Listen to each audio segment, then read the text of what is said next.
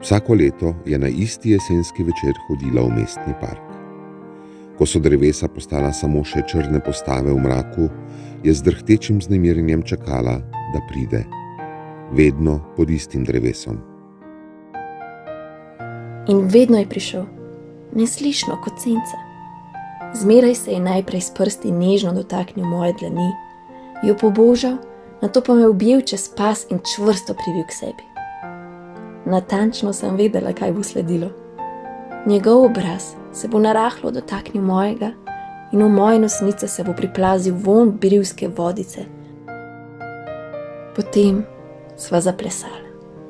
Počasi, nežno, brez besed, brez glasbe, a z vedno isto melodijo v moji glavi.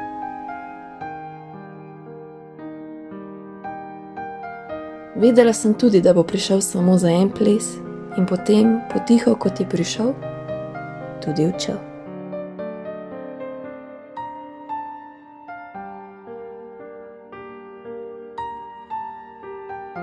Redki mimoidoči je niso motili.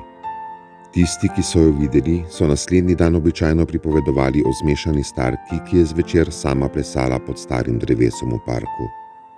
In nekateri so vedeli tudi povedati staro zgodbo o dekletu in njenem izginulem ljubimcu.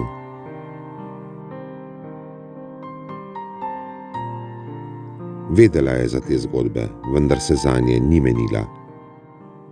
Upala je le, da njen ples ne bo razkril plitvega groba pod starim drevesom v Tivoliju, ker potem njen plesalec nikoli več ne bo prišel.